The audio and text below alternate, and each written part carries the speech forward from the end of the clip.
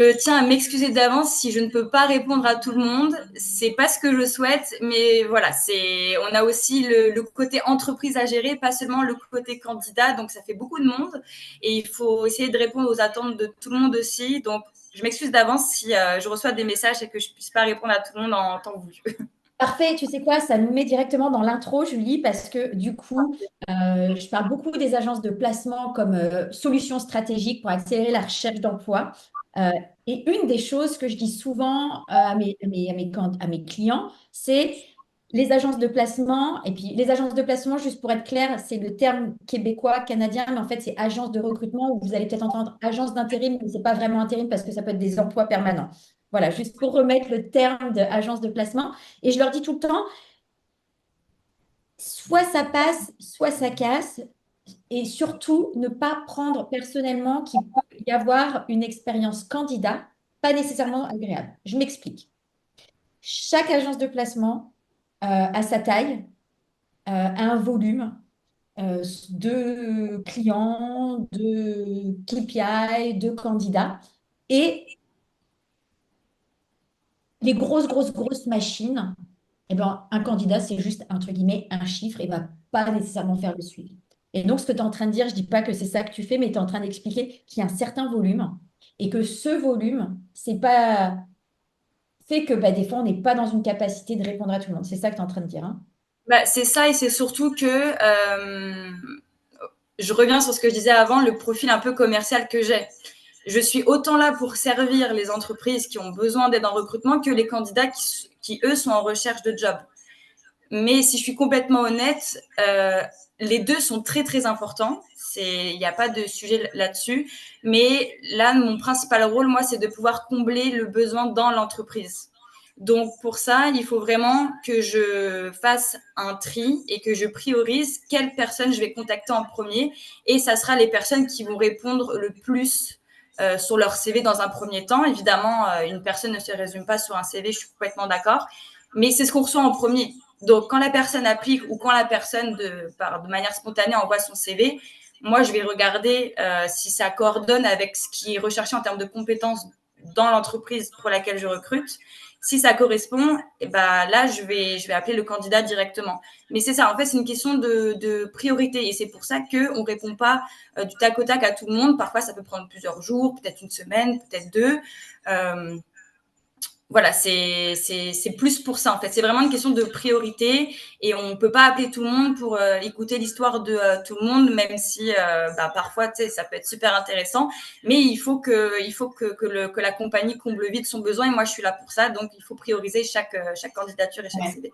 Je pense que ce qui est important pour les gens de comprendre, c'est c'était comme ça pour moi à l'époque. J'imagine que c'est encore plus maintenant parce qu'il faut comprendre, à mon époque, LinkedIn n'existait pas, Facebook n'existait pas, Instagram n'existait pas, ne parlons même pas de TikTok du coup. Donc, moi, c'était vraiment encore. Et les emails, ils étaient encore lents, tu vois. Mais on avait déjà un sacré volume. Donc, je peux imaginer le volume de CV ou de candidatures, entre guillemets, spontanées, parce que vous, il faut aussi que vous remplissiez votre base de données.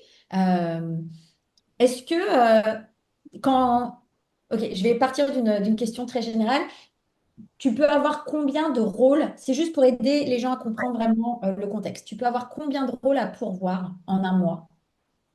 Bah, là, je vais me baser sur ma réalité actuelle. Donc, aujourd'hui, par exemple, là, j'ai 9 mandats d'ouverts. Donc, quand je dis mandat, c'est 9 postes d'ouverts. Donc, 9 postes à combler. Il y en a deux, par exemple, qui sont dans une même compagnie, mais c'est pas le même rôle. Donc, ça reste deux jobs différents. Donc, deux recherches différentes. C'est ça. Parfois, il y a des postes qui vont se ressembler, même si c'est pas la même compagnie, ça reste du B2B ou du service aux entreprises. Donc, le profil recherché sera potentiellement similaire.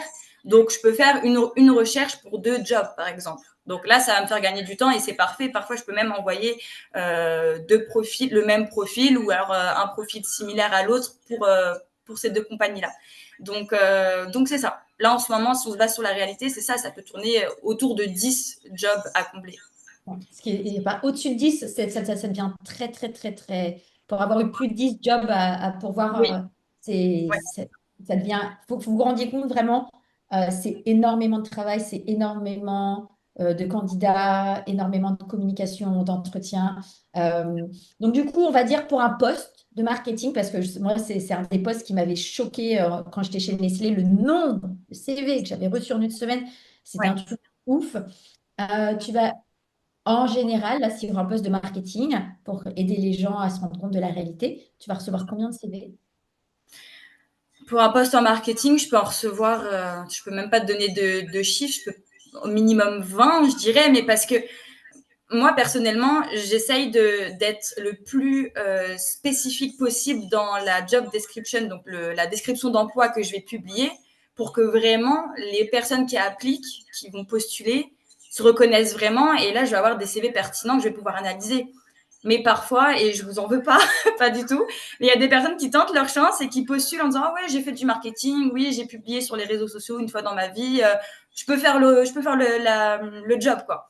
Sauf que bah, malheureusement non, ça, moi je vais pas contester ce que vous pensez de vous-même, mais il faut que je me mette dans la peau de l'entreprise qui elle va recruter.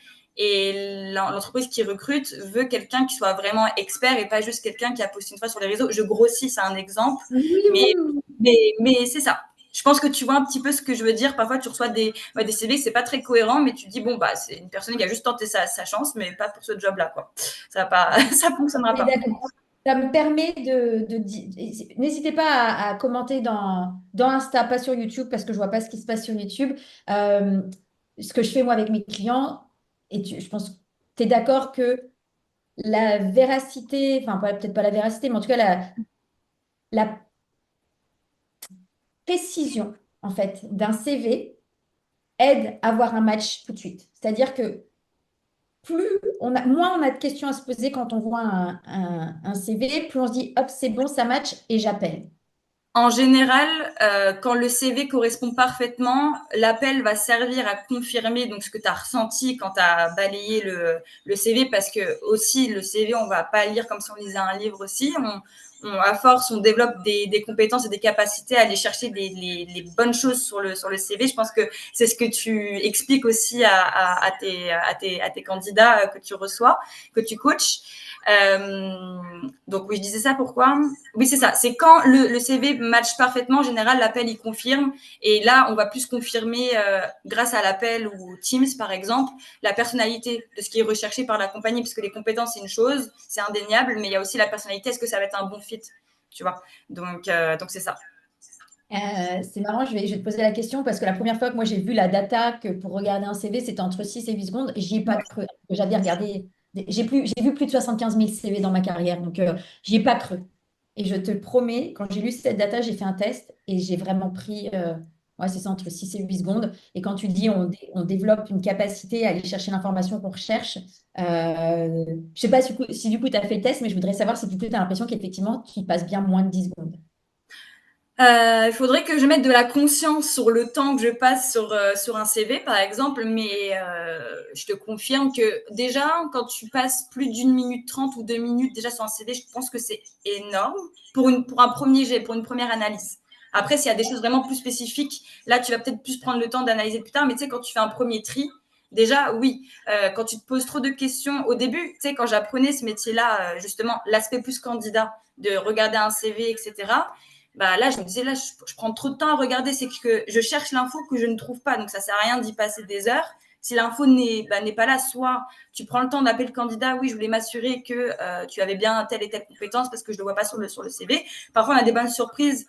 Ah oui, oui, j'ai ça, j'ai oublié de le mettre. Ok, bah rajoute-le. Alors, c'est super important parce que là, j'ai pris le temps de t'appeler, mais ça se trouve, d'autres recruteurs, eux, ne voient pas l'info, du coup, ne prennent pas le temps de t'appeler. Alors, je trouve que passer plus d'une minute sur un CV, c'est énorme.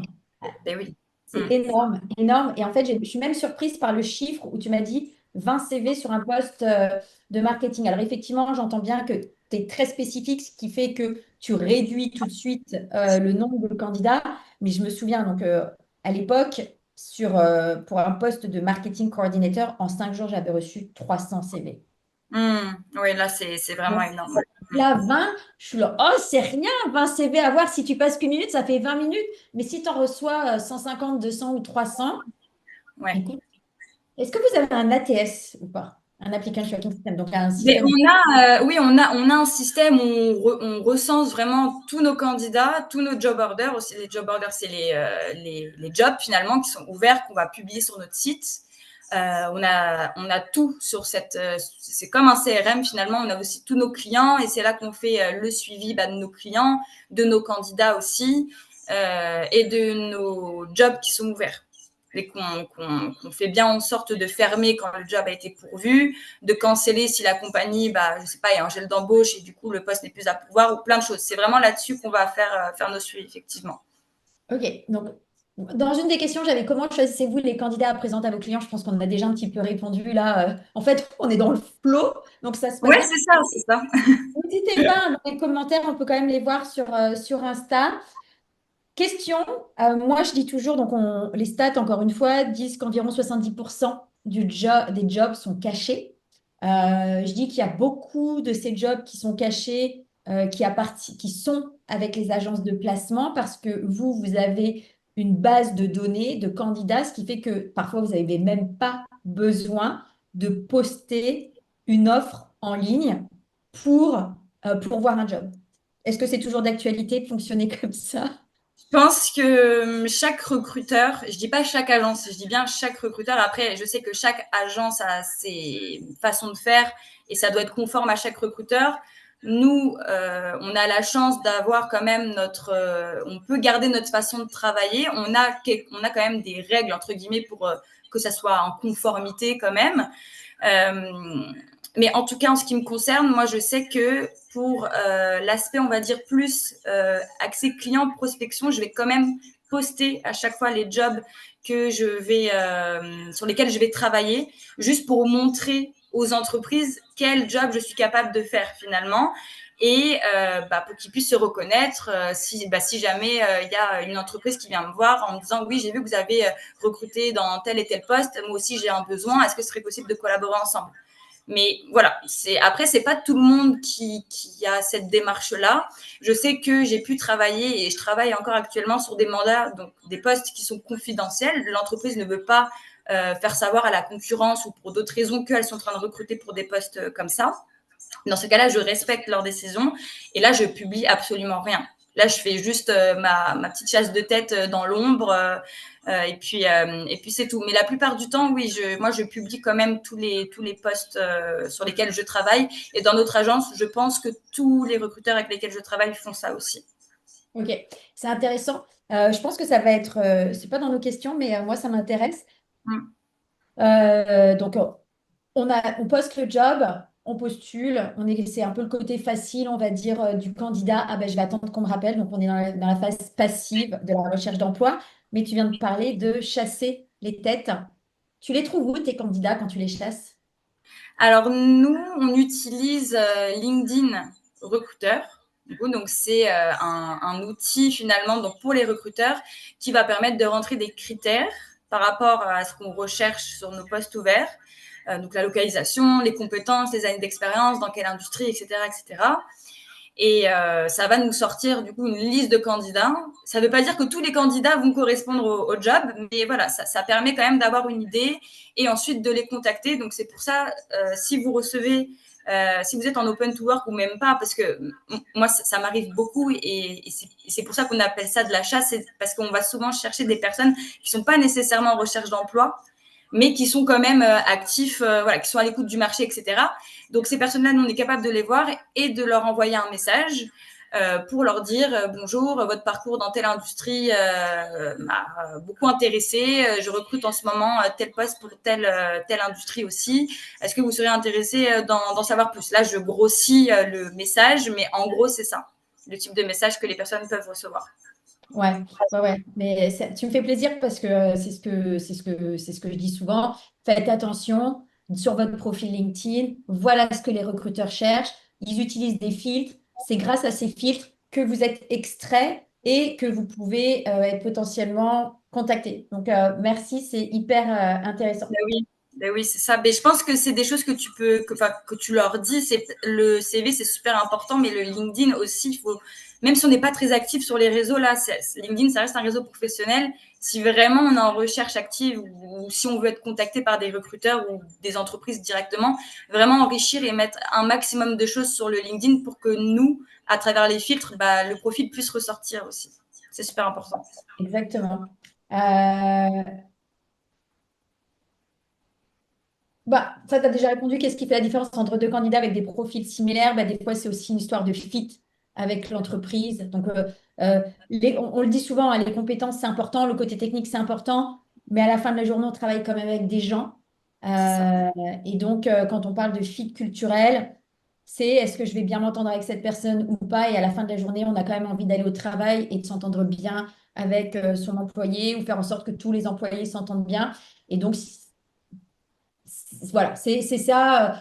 En tant que recruteur d'agence, toi, si tu as deux profils similaires d'un point de vue technique et que ça répond aux besoins de de ton client, tu vas envoyer les deux. Mais ce sera au client de décider lequel C'est lui ça. convient mieux. C'est ça. Après, c'est ça. C'est les candidats sont retenus pour une entrevue, donc ils vont en entrevue. Et après, oui, ça va être la personnalité.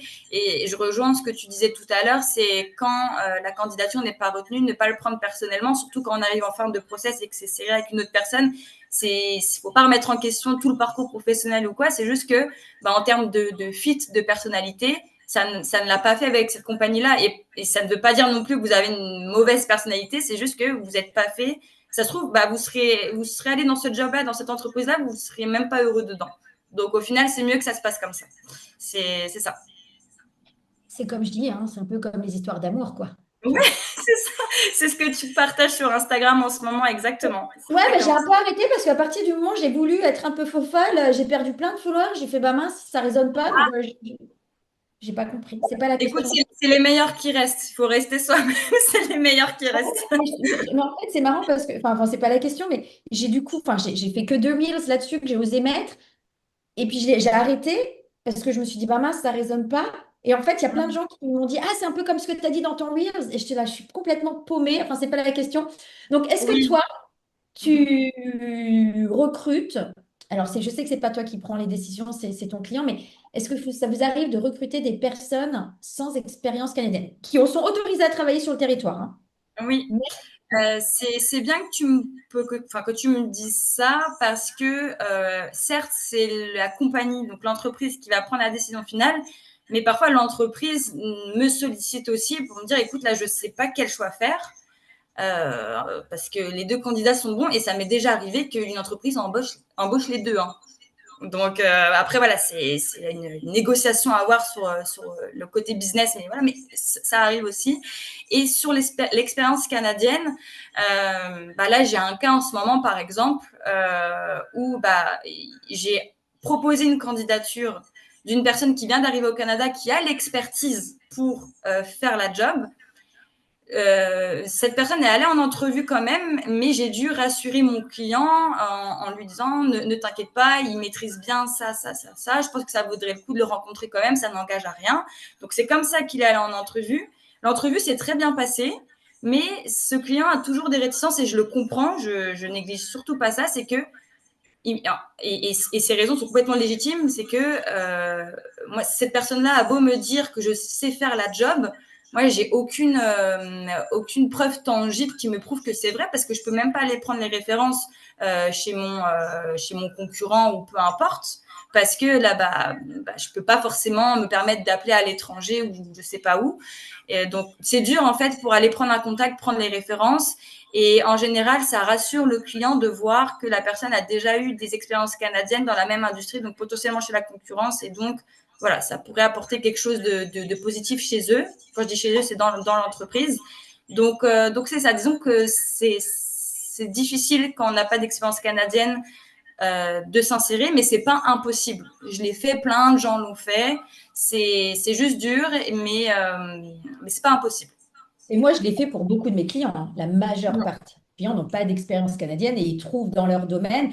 Après, ce qui est différent, toi, c'est que comme tu es un peu un intermédiaire pour le client, eux, ils espèrent un peu avoir une licorne, quoi. Bah, c'est ça, ou le mouton à 5 pattes, enfin bref, quelque chose qui n'existe pas exactement.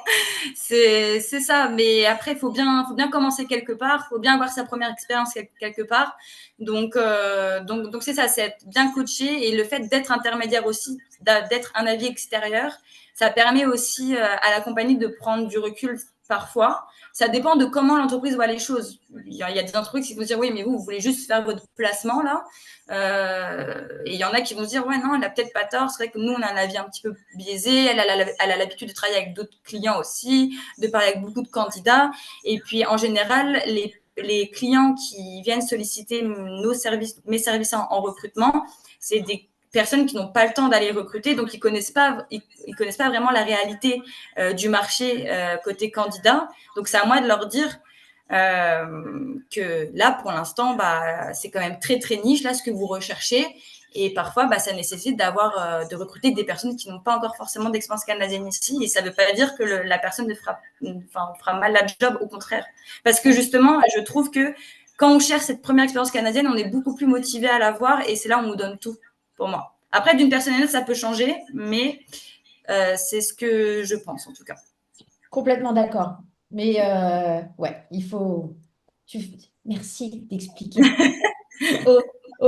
à tes clients un peu tout ça. Euh, Bon, ça, on en a un peu parlé. Je tourne la tête parce que j'ai mon deuxième. J'ai un Pareil, pareil. écran, j'ai Instagram, j'ai YouTube. Donc, excusez-moi, j'ai l'impression de faire un peu la girouette avec ma tête. Euh, Est-ce que tu suis tes candidats après leur placement?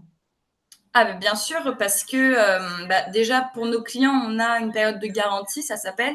Ça veut dire que, par exemple, pendant 3 mois, s'il se passe quoi que ce soit, si le candidat se rend compte que bah, il n'est pas à la bonne place, décide de s'en aller, ou si le client se rend compte bah, qu'on a fait une erreur dans le recrutement pour telle et telle raison, parce que bah, la personnalité, tu ne peux pas le juger en 1 ou 2 entrevues, tu sais, ça se ressent au fur et à mesure. La personne se dévoile de plus en plus, on se rend compte que ça ne va pas, par exemple, ou d'un commun accord, les deux décident d'arrêter. Bah, c'est une période où moi, je dois m'assurer que tout se passe bien, autant côté entreprise que côté candidat. Donc, moi, personnellement, chacun sa façon de faire. Au premier jour, j'attends pas forcément de réponse, que le premier jour de job, c'est toujours intense, beaucoup d'informations, etc. J'envoie quand même un premier message pour m'assurer que tout va bien, que le premier jour se passe bien. Après, c'est peut-être 2 semaines après. Ensuite, les messages vont s'éloigner, ou les appels vont s'éloigner au fur et à mesure que le temps passe. Et puis, bah, jusque la période de garantie, je pense qu'au bout de 3 mois, voilà, on n'est pas obligé de prendre des nouvelles à chaque fois, même si ça me fait vraiment plaisir de prendre des nouvelles de certains candidats, même si eux-mêmes viennent me voir en me disant oui, ça se passe super bien, encore merci beaucoup de m'avoir trouvé cette opportunité. Voilà, c'est des suivis réguliers. Et puis, ce qui est important aussi pour moi, pour nous en tant que recruteurs, de faire ça, je trouve. Je donne le tip si jamais d'autres recruteurs n'avaient pas l'idée, c'est que, mais je pense que l'idée est connue de tous, c'est que bah, les candidats que tu vas placer quelque part, c'est potentiellement des gens avec lesquels tu vas pouvoir collaborer par la suite aussi sur d'autres choses.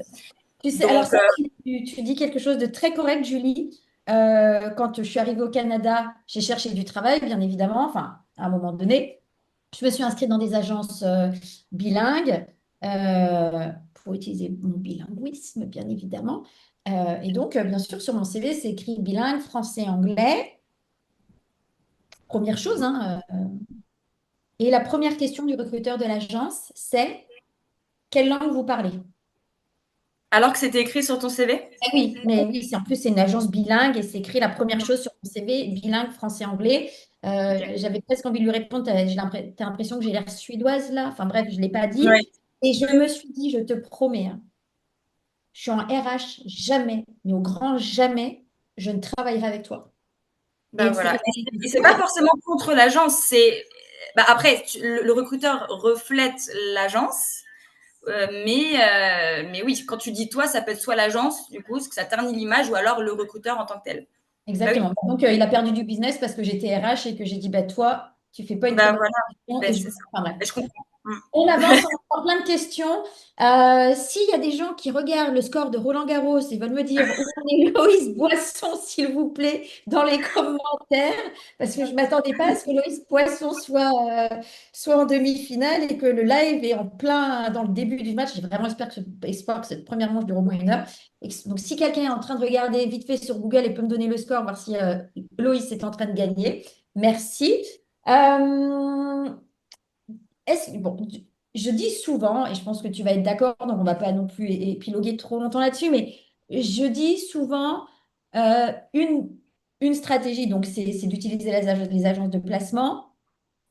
Quand tes candidats, ils sont, alors encore une fois, autorisés à travailler au Canada, mais ils sont encore à l'étranger, eh ben, ça ne marche pas parce que ton client, il veut quelqu'un souvent pour hier, et Oui. surtout, il ne va pas attendre 2, 3 semaines, 4 semaines avant que quelqu'un débarque sur le territoire. On est bien d'accord. C'est ça, à part si c'est une agence spécialisée dans le recrutement international. Là, on sait que le but, c'est d'aller chercher des gens à l'étranger et que d'aller chercher des gens à l'étranger, ça prend du temps parce qu'il faut faire les permis, il faut prendre les billets d'avion, il faut faire les valises, il faut y aller, il faut se déplacer. Nous, moi, je ne fais pas de recrutement international, je tiens à le dire aussi si jamais voilà, il y a des demandes particulières par rapport à ça. Effectivement, moi, là, c'est des demandes pour hier, comme tu disais, et ça doit se faire vite. Ça veut dire que si j'envoie le CV et que mon client me répond oui, j'aimerais le rencontrer, il me donne plusieurs plages horaires, bah voilà, il faut que la personne soit sur le territoire pour pouvoir aller en entrevue parce que tout ne se fait pas sur Teams, par exemple. La première entrevue peut se faire sur Teams, mais les autres entrevues, ça doit se faire en personne. Donc c'est ça. Ouais, il faut être présent sur le territoire, c'est sûr. Ok. Mais moi, je dis toujours, du coup, j'ai un Reels qui a fait, je sais pas, presque 500 un demi-million de vues, peut-être 400 000, j'en sais rien. Enfin, en tout cas, je sais pas. Je me demande encore pourquoi ce Reels a fonctionné. D'ailleurs, je crois que c'est celui qui a lancé mon compte Insta. Je n'ai pas compris. J'arrive pas à réitérer ma réussite d'un Reel pareil. Et en fait, Bravo. j'y arrive pas. Je sais pas comment, je sais pas ce qui s'est passé avec ce Reel en particulier. Et en fait, je disais, bah, c'est pas grave parce que ça reste quand même une opportunité de créer déjà du lien avec Oui. l'agence de place. Donc voilà. Oui, c'est ça. En fait, c'est comme dans notre boulot à nous en tant que recruteurs, c'est d'aller planter des petites graines un peu partout. Ça pousse au bout d'un moment, tu vas récolter ce que tu as semé. Ben là, c'est pareil. Même si tu n'es pas encore arrivé au Canada, mais que tu as envie de te connecter avec des recruteurs pour plus tard, bah, c'est bien aussi. Ok, parfait. On est d'accord. On est d'accord. On se connaît pas vraiment avec Julie, il faut que vous le sachiez, mais on est alignés. Donc, Ouais, ça se tout se passe fait bien. naturellement. Il y a pas besoin Ça se passe de. bien, ça se passe bien. J'imaginais si on avait des vues complètement différentes. Et donc, juste pour que tu le saches, Julie, même si tu n'as rien à faire on m'a répondu, elle a gagné son premier J'ai vu, set. je voulais te le dire, j'attendais le bon moment. Ok. Qu'est-ce que tu vois comme erreur chez les nouveaux arrivants qui postulent via une agence de placement? Bah, après, c'est pas spécifique aux nouveaux arrivants, mais des erreurs que je peux voir souvent, c'est d'avoir des titres de job trop vagues, par exemple, sur ce qu'ils ont fait avant ou sur ce qu'ils recherchent actuellement. Et je vois que tu souris parce que je pense que tu avais publié quelque chose sur ce sujet-là il n'y a pas très longtemps, hein. Mais c'est une erreur typique. Il faut être spécifique dans ce que vous recherchez. Après, si vous recherchez large, bah oui, je comprends. Le but, c'est pas de se fermer de porte. Du coup, poste en marketing, on va juste dire. Enfin, même les postes en marketing, il faut pas juste dire je recherche en marketing. Le marketing, c'est large. Le marketing, ça peut être les réseaux sociaux, ça peut être le SEO, ça peut être plein de choses, le marketing. Donc, être spécifique, mais sans se fermer de porte. Je sais que c'est compliqué, il faut trouver le juste milieu. C'est un bon juste milieu à trouver, c'est ça, un bon Ouais, compromis. c'est marrant. J'étais là, ah mince, je viens de dire qu'on était hyper alignés. Et là, elle est en train de me casser mon délire, on n'est pas alignés. Ah, voilà. Non, on est alignés. En fait, moi, je dis aux gens de ne pas se cantonner sur un titre en particulier. Par exemple, moi, je suis en RH, c'est très large, sauf que toutes les compagnies ont une manière d'appeler un HRBP. Puis, dépendamment des entreprises, un HRBP, ça peut être vraiment à différents niveaux.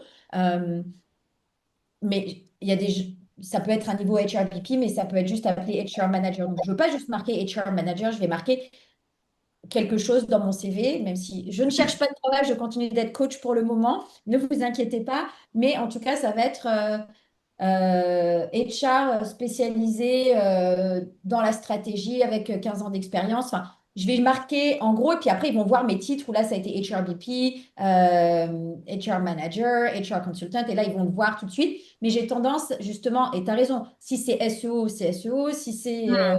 digital marketing, c'est digital marketing. Mais dans le sommaire, tu sais, en fait, ce que je préconise aux gens, c'est de ne pas mettre un titre, un gros titre en dessous de leur Oui, nom où oui. ils se cantonnent. Parce que du Hmm. coup, bah, cantonner, et puis l'applicant tracking system qui fait de. Voilà, on est d'accord. On avance. Je pourrais parler de ça pendant 10 minutes, j'arrête. Mais oui. Il y a tellement de sujets intéressants à aborder que, ouais. Ah ouais, je pourrais parler des Pour heures en rester plus. motivé. Tellement passionnée du truc. Enfin, je sais, quand je fais des masterclass, ça dure jamais une heure, c'est pas possible. Hmm, Ok. hmm. Est-ce que toi, tu aides à négocier le salaire avec les clients?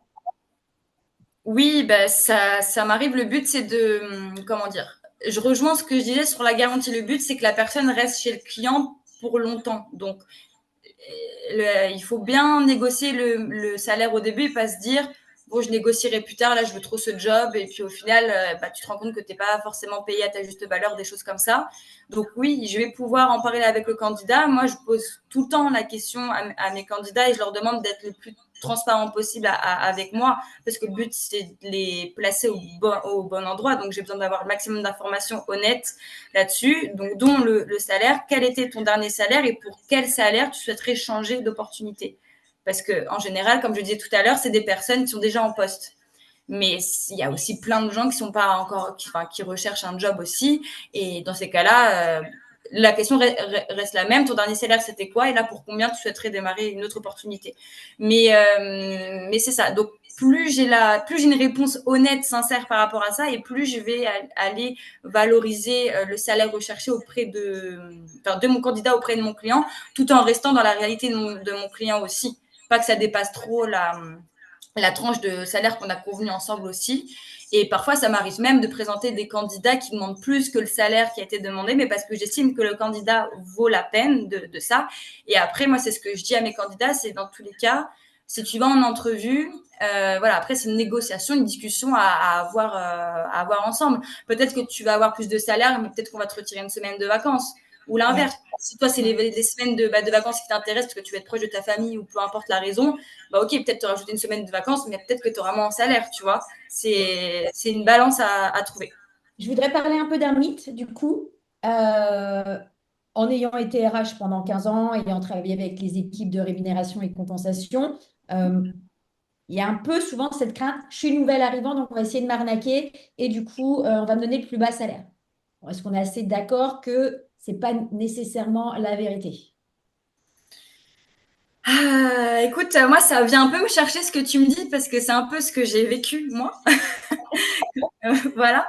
Donc, en fait, moi, je pense que quand on est nouvelle arrivant et qu'on passe par une agence de recrutement, dans tous les cas, nous, ce qu'il faut savoir, c'est que ce qu'on va facturer à notre client, en général, c'est un pourcentage du salaire du candidat.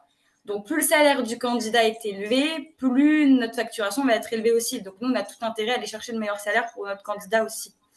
Donc c'est ça. Après, ça c'est là ce que tu viens d'aborder comme sujet, je pense que c'est une question d'éthique d'entreprise aussi. Voilà, il y a des entreprises qui peuvent se dire ce que tu viens de dire. Ils sont nouvel arrivants, ils vont accepter n'importe quoi. Eux, ce qu'ils veulent juste, c'est leur première expérience canadienne. Donc c'est ça. Et il y en a des entreprises qui raisonnent très bien, mais qui se disent, ben, on s'en fout, peu importe que tu viennes d'arriver ou pas, tu as l'expertise, donc tu seras payé aussi bien qu'une personne qui a 5 ans d'expérience ici. Quoi. C'est ça. Ouais. C'est d'une entreprise à une autre, ça change. Ça change. Ouais. Ouais, c'est pas l'expérience de mes clients, hein. La majeure partie, bah, tout le monde d'ailleurs, j'ai mes clients qui sont nouveaux, qui n'ont pas d'expérience encore canadienne. Ils sont payés à leur juste valeur et avec le marché canadien. Mais tu as raison, c'est complètement une question d'éthique et c'est certaines entreprises, comment elles ont envie ou pas de traiter les nouveaux arrivants. Ok. Est-ce que, j'adore cette question, d'ailleurs, je crois que j'ai vu dans les messages que quelqu'un avait une mauvaise expérience avec une agence de place, avec deux agences de placement, parce que les agences de placement ont toutes les deux présenté le candidat au même client. Parce qu'en fait, ça peut arriver que vous soyez pas, c'est pas que ton cabinet qui est mandaté. Les employeurs peuvent décider d'avoir deux, trois agences qui travaillent sur un même mandat en même temps. Mhm. Et donc, est-ce qu'on peut s'inscrire dans plusieurs agences en même temps? Moi, je dis oui, mais bien sûr, ne vous limitez pas, ne donnez pas toute votre confiance qu'à un seul recruteur dans une seule agence. Mais effectivement, parfois, il peut y arriver des couacs. Il peut y arriver Bah, des couacs. ça dépend, c'est quoi l'histoire de cette personne, parce que moi, je te rejoins, franchement, inscrivez-vous sur tous les sites d'agences que vous voyez. Après, euh, bon, en vrai, pas toutes. Recherchez bien dans quelle agence vous voulez que votre CV soit traité, que votre personne soit traitée aussi. Voilà, c'est si vous voyez un site d'une agence qui vous appelle, qui vous ressemble, vous dites, ah ça a l'air pas mal et tout, oui, vous pouvez postuler sur un de leurs postes ou donner une candidature spontanée. Mais oui, c'est ça. On reste dans le sujet de ne pas se limiter et de mettre sa chance un peu partout, planter des petites graines un peu partout, c'est ça. C'est ça. Je vais lire un peu, il y a des messages intéressants puisque toi, tu ne les vois pas. Enfin, si, peut-être que tu les vois, je ne sais pas. Ah, si, si, En tout je cas, les vois, c'est ouais. il y a quelqu'un qui dit, je travaille aussi pour une agence de placement et parfois, souvent, les clients ont des attentes utopiques. Donc aussi, elle a des clients qui cherchent aussi des unicorns, des C'est ça. licornes. J'ai vu, le feeling doit être bon des deux côtés. C'est hyper important. Si vous avez à l'intérieur de votre corps ce truc, votre instinct qui vous dit, un red flag, n'y allez pas, n'y allez pas, n'y allez pas, ça va être terrible après. J'ai une question. Est-ce que le fait de ne pas mettre son profil à jour sur LinkedIn peut être un blocage? Tout à fait, Cathy, puisque c'est exactement ce qu'on disait. Les recruteurs, ils font des recherches, ils utilisent les filtres. Et donc, dans ces filtres, enfin, si en tout cas, on utilise Recruiter Lite, il y a 8 filtres. Et donc, c'est souvent la localisation, ça va être l'industrie, les années d'expérience, pas tout le temps, et surtout des mots-clés. Donc, c'est Exact, hyper important qu'ils soient à jour pour qu'on puisse en fait vous trouver et que vous n'ayez rien à faire puisque c'est eux qui viennent vous chercher. c'est ça. Il n'y a S, mais sans expérience, il n'y a pas d'opportunité. Ça va être compliqué. Je souhaite m'installer définitivement. Tu me souhaites. Oh, j'arrive pas plus. J'ai trop parlé. Je souhaite m'installer définitivement au Canada. J'ai 13 ans d'expérience dans l'immobilier, notamment dans le neuf et le secteur du recrutement. Placement m'intéresse, j'imagine. Euh, ok. Je comprends Ben, pas trop le sens. Enfin, non, moi non plus. là, ce que la personne veut savoir, c'est peut-être est-ce que c'est possible de faire un de ces jobs-là ici. Moi, j'ai envie de dire oui. Être dans l'immobilier, c'est déjà très difficile, c'est très compliqué, enfin, c'est beaucoup plus, c'est différent, il faut passer des licences et Oui. tout ça. Ça va être compliqué de Des refaire quoi. recruteurs spécialisés pour ça ou des agences spécialisées pour ça. Hein. Ah, Je tiens à... peut-être. Je sais pas, dans l'immobilier, à part si moi j'ai travaillé dans la gestion immobilière, mais là, c'est- là c'est dans Moi, l'immobilier. c'est pas mon domaine d'expertise, donc j'ai pas envie de dire n'importe quoi, mais de personnes que je connais, en tout cas, je sais qu'il y a des profils de recruteurs qui sont plus spécialisés dans, après, c'est chapeau large là, mais construction et immobilier. Mais il y a C'est aussi la pas, partie immobilier. c'est pas faux, merci. Il y a Cédric qui dit, c'est Cédric, et on va rigoler avec lui du coup. J'ai eu il y a 2 ans une mauvaise expérience avec des agences de placement qui m'ont toutes les deux positionnées sur le même entretien client.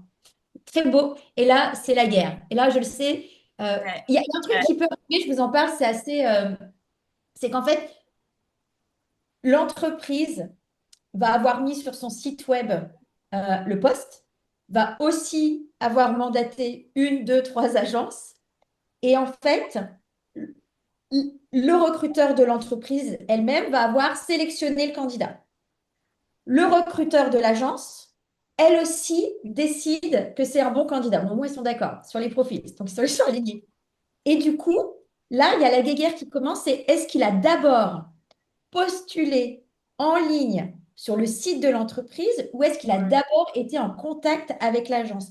Et là, je peux vous dire qu'on regarde à la minute près parce que c'est ça. l'entreprise, si elle peut éviter de payer, dans mes souvenirs, moi Exactement. j'ai signé avec beaucoup d'agences de placement, hein, donc pour des mandats, donc on signe des contrats. Je peux vous dire que les marges, réponds pas parce que c'est confidentiel de ton côté, Julie, mais moi je me Mm. souviens, on est sur du 15, 20, 25, 30% du salaire. Oui, oui, Voilà. c'est ça. On a eu une autre question. On en a un peu parlé parce que nous, on a parlé de l'expérience canadienne, MeToo Réalité. Bon, ben, ça, on a déjà abordé le sujet. Donc, ce que je suggère, Julie, merci d'avoir répondu à toutes ces questions. C'était super fluide. J'ai pas lu comme une débile toutes mes questions. Ça a vraiment été. Ouais, Est-ce que ça vous a plu? Est-ce que vous pouvez nous dire si ça vous a plu? Puis là, on va commencer. On a encore 15 minutes. On va prendre vos questions. Profitez-en, hein. Julie, elle est là, moi je suis là, c'est des réponses gratuites, on peut. C'est ça. Si vous voulez me redonner ce qui se passe dans le deuxième set au passage, ça m'arrange. À coup, Euh, sur quoi. En tout cas, en attendant que les questions tombent, merci pour les gens qui disent que c'était top et tout ça. Peut-être que je crois que je vais faire de plus en plus de live. J'aime vraiment être dans l'échange et puis je pense qu'il faut que moi aussi, tu sais, je me réaligne un petit peu en ce moment dans ma vie pro. Euh, Merci en tout cas, Julie. J'attends un, deux pour Goff. Ok, super. Oh non, pas, ok. Ok, Pas si super que ça. pas grave. Merci. Je crois que c'est Mélusine. Je crois que c'est toi, Mélusine. C'est pas le même nom, mais merci pour tout. On va attendre un peu 2, 3 minutes les questions. Mais en tout cas, Julie, merci de ta transparence et surtout de ta bienveillance. Je t'ai trouvée transparente. Donc, super parce que ça peut être un peu. C'est pas une position facile dans laquelle tu étais aujourd'hui, j'ai envie de dire. C'est la première fois que je fais ça, en plus. Donc, En mais plus, comme tu as dit, donc, puis c'est bon. Enfin, moi, je pense qu'on a un bon fit. Là, entre nous deux, ça fit bien. Donc, il y a ça aussi qui a fait que l'échange était fluide et puis il n'y a pas eu de tracas, entre guillemets. Enfin, voilà, c'était vraiment un échange très constructif, je trouve. ouais, il faudra juste que j'enlève la première demi-heure live YouTube où on a essayé de se La phase coordonner. test, bah oui. Ah, il y a quelqu'un qui demande c'est quoi le thème d'aujourd'hui? Aujourd'hui, le thème, c'était parler avec une recruteuse d'agence de placement et comment ça peut vous aider dans votre stratégie de recherche d'emploi. Une fois un mandat obtenu via une agence, peut-on renégocier le salaire quelques mois plus tard? C'est pas conseillé. Enfin, là, c'est plus mon point de vue personnel. Moi, je conseille pas de renégocier ton salaire quelques mois plus tard, parce que quelques mois, bah, ça se rapproche de la date où tu as signé ton contrat. Donc, ça peut faire un peu girouette. La personne ne sait pas trop ce qu'elle veut. En général, tu peux renégocier ton contrat peut-être un an après, quand tu as une évaluation des performances, des choses comme ça, de ce que tu as pu apporter à l'entreprise. Mais quelques mois plus tard, ça sert pas à grand chose. Enfin, à part te mettre des bâtons dans les roues, moi personnellement, je conseillerais pas de faire ça. Ok. Je suis assez d'accord sur le salaire, en fait. Je pense qu'il y a. On se met d'accord sur le départ, le but du jeu. Je dis toujours, hein, moi, ce que j'aimais beaucoup dans les RH au Canada, c'était vraiment, il y a une question d'attirer les meilleurs talents et ensuite d'être capable de les retenir. Et Oui, donc, d'avoir quelqu'un dès le début qui a du ressentiment parce qu'elle a l'impression de ne pas être payé à sa juste valeur, ben, on le sait, vous allez partir, ça coûte cher de recruter, ça coûte cher de former. Donc, ce n'est pas notre but de vous arnaquer, en fait. Je me souviens quand moi, je suis partie de la société, je vais donner une expérience perso, je suis partie de la société minière, donc je travaillais chez I Am Gold, je suis partie chez Nestlé, j'ai pris 10 000 $ de moins sur mon salaire. Je l'ai mal vécu. Je vous le dis, mm. très, très, très mal vécu. J'ai cru que j'allais bien le vivre, mais en fait, pas du tout. Et donc, j'avais dès le début négocié un rehaussement de salaire 3 mois après, une fois après mon préavis. Okay. Euh, mais en fait, c'est parce que j'avais un levier, étant donné que j'étais déjà mieux payée, que j'acceptais d'aller chez eux avec 10 000 $ de moins, Ouais. euh, juste en salaire. Et mon bonus, c'était bien moindre aussi. Enfin bref, c'est pas la question. Mais Mm. ce que je veux dire, c'est que d'un point de vue humain, on dit que ça va bien le faire et qu'on va accepter la situation. Et en fait, on a un espèce de truc avec l'ego qui fait bah non, en fait.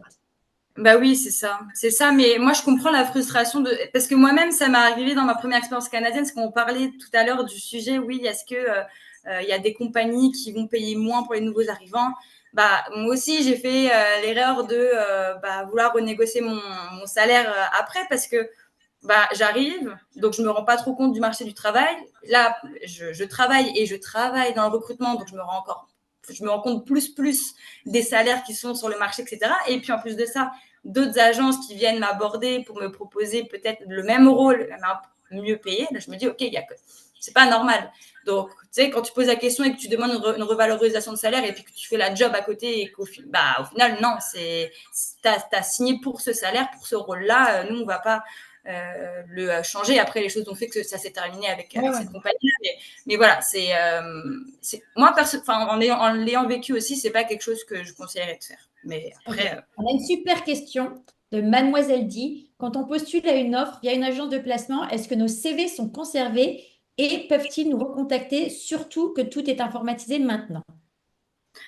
Les CV sont tous gardés. Effectivement, on le disait tout à l'heure, on a un système où on suit donc, tous nos clients, nos candidats, nos jobs ouverts aussi. Donc forcément, les candidats avec qui on a déjà discuté ou qu'on a déjà placé quelque part, si on a un job qui s'ouvre et qui correspond à un candidat qui existe dans notre base, bah, si le candidat n'a pas été placé par nous-mêmes 3 mois avant dans une autre compagnie, oui, on peut aller la contacter. Et je sais pas, par exemple, ça fait 3 ans qu'elle est dans la même compagnie, juste appeler, prendre des nouvelles, comment ça se passe dans ton job, ça se passe très bien, là, je cherche pas à changer. Ok, tant mieux, je suis content pour toi. Bah ouais, non, en fait, je préfère avoir un meilleur salaire ou me rapprocher de telle région. Ah bah c'est super, j'ai ce job-là qui est ouvert en ce moment, est-ce que ça t'intéresserait? Et oui, donc c'est pour ça que le fait de faire des suivis candidats aussi est super important. Ouais. Du coup, je pense que c'est une question intéressante. Enfin, et puis après, on va se dire au revoir. Je veux dire bonjour à Karima parce qu'elle est passée, ça me fait hyper plaisir et on lui souhaite bonne chance. Elle passe à Dragon Den. Je sais pas comment on traduit au québécois, mais je vous en parle. Et ils ont des bretelles qui s'appellent Liberty. Donc, ils sont partis immigrer. Rien à voir, je fais de la pub. Immigrés au Canada et en fait, ils ont créé des bretelles pour que les manteaux, tu sais, tu puisses ne pas les tenir dans tes bras, surtout l'hiver, et c'est chiant. Donc, en fait, Ok, tu as des bretelles et puis tu les enlèves un peu comme Canada Goose un fait, manteau mais sac à dos, quoi. ouais, et du coup, tu peux clipper sur tous tes manteaux d'hiver. Ils passent à Dragon Den, je crois que j'ai vu que c'était le 11, donc c'est la semaine prochaine. Donc, je lui envoie plein d'amour, plein de bonne chance. Enfin, c'est déjà passé, mais j'espère qu'ils ont reçu des fonds et qu'ils puissent développer leur boîte. Ça n'a rien à voir, je reviens sur mes questions. Du coup, vous avez un, un système. Est-ce que tout d'un coup, tu as un job, je ne sais pas moi, qui demande du SEO, parce que je veux dire, c'est facile à chercher. Qu'est-ce que tu fais? Tu vas dans ton système, tu tapes le, le mot-clé SEO et tu vois tous les CV qui reviennent? Le mot-clé, peut-être la date où la personne a été dernièrement contactée aussi, d'autres critères, mais oui, en termes de mots-clés, ça va être ça, on va chercher large. On sait qu'il y aura SEO quelque part. Donc après, c'est à moi d'affiner la recherche si besoin. Si j'ai besoin d'ajouter des spécialistes SEO, par exemple, pour que ça soit encore plus affiné, je vais le faire. Mais oui, en gros, c'est ça. C'est par mots-clés, ça reste la même dynamique, la même logique, c'est Ok. ça. Donc, ça vaut la peine de mettre son CV dans votre vivier. Comme ça, s'il y a un besoin, recherche de mots-clés, on peut vous contacter. C'est ça, exact. J'avais une dernière question, puis en fait, rien à voir, j'ai oublié. Ok, ça J'ai- te revient peut-être plus tard. Ça me reviendra plus tard, mais sinon, s'il n'y a pas d'autres questions, je pense on va se dire au revoir, on va se remercier, je Bah remercie oui, ceux qui sont passés. merci à toi aussi, Angelina, de m'avoir proposé cette opportunité-là de pouvoir exprimer aussi la réalité des recruteurs. En tout cas, ma réalité à moi. Je sais que d'une personne à une autre, ça peut changer aussi.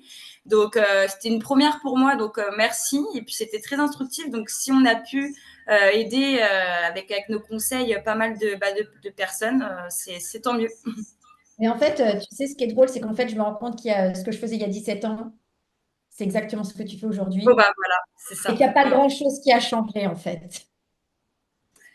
Comme quoi, je pense que en fait, dans la base, comment dire, dans la fondation, ça reste la même chose. Après, il y a des nouveaux outils, il y a des nouveaux jobs aussi, il y a pas forcément des nouvelles industries, quoique. Mais Ah ben voilà, si, il y a vous plein avez de l'intelligence choses. artificielle. C'est ça, c'est ça, mais oui. Mais il y a plein de choses qui se rajoutent, qui changent aussi, mais la fondation, la base, oui, ça reste la même chose. C'est ça. Bon, je te remercie énormément. Je vous remercie sur YouTube. Je vous remercie énormément sur Insta aussi. Ça restera sur Insta, ça restera sur YouTube. Je l'enverrai également aux gens qui sont sur mon mailing list. N'hésitez pas, si vous avez déjà un visa de travail ou un permis de travail, donc vous êtes légalement autorisé à travailler au Canada, parce que sinon, Julie, elle ne peut rien faire pour vous. N'hésitez pas à aller la suivre. Vous pouvez l'ajouter. Elle ne vous répondra peut-être pas parce qu'elle va avoir énormément de volume, donc ne le prenez pas personnellement. Mais en tout cas, on peut commencer avec ça. C'est ça. Bah, écoute, merci beaucoup, Angelina. Et puis, ben, on garde contact de toute façon, puis peut-être à des prochains événements comme ça, avec plaisir. Ça marche. À bientôt. Bye bye. Au revoir tout le monde.